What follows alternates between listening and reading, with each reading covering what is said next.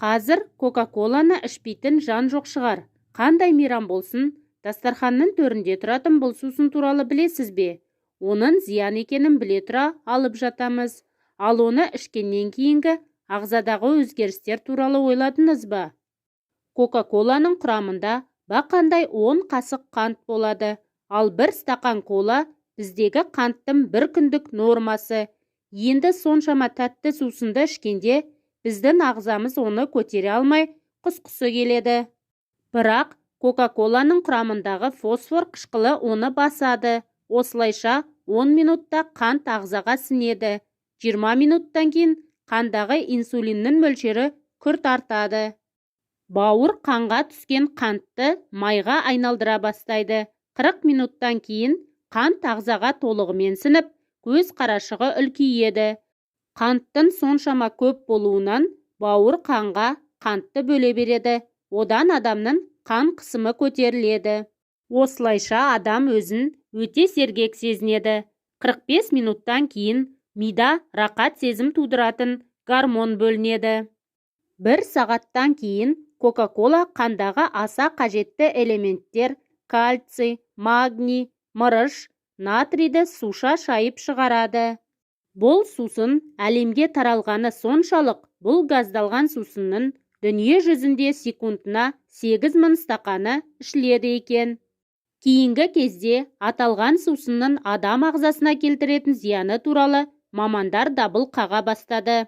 Сусынның негізгі құпиясы кошениль құртынан алынатын азық-түлік қоспада екен. Әдетте оның құрамында қант, кок ағашының жаңғағы, фосфор қышқылы, кофеин, карамель, көмір қышқылы қосылады деп көрсетілетін. Енді өндірушілер сусынның түсін өзгертетін бояу ретінде қолданылатын кошениль құртының еш зияны жоқ деп елді сендіруге тырысуда. Дегенмен, Кока-коланың адам ағзасына келтірер залалы күннен күнге дәлелденіп отыр. Егер жүргізілген тәжірибелерге сүйенсек, бір стакан Кока-колаға салынған кесегет біраз уақыттан кейін бүрісіп, кішірейіп кетеді екен. Дәрігерлердің пайымдауынша, Кока-кола әсіресе балалардың бас сүйегіне, ойлау қабілеттеріне орасан зиян келтіреді.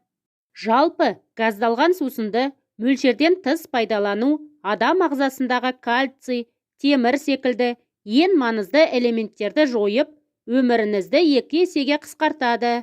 Есесіне, Кока-коланы тот басқан заттарды айғыздалған әйнекті сүртуге пайдалансаңыз, керегіңізге жарайды. Өздеріңіз көріп отырғандай, Кока-коланың құрамы тұнып тұрған химикаттар мен зиянды бояғыш заттар және газдар. Таза ештеңе жоқ.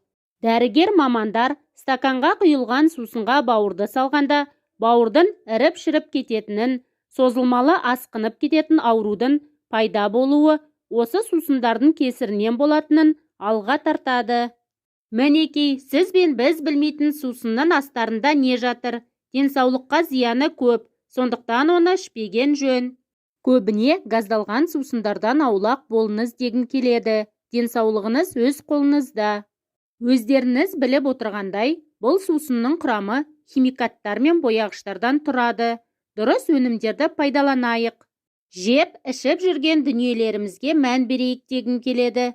Тәтті нәрсе ішеміз деп, денсаулыққа немқұрайлы қарамайық. Достар, бүгінгі менің дайындаған пайдалы ақпаратым ұнаса, каналыма жазылып, лайк басуды ұмытпаңыздар.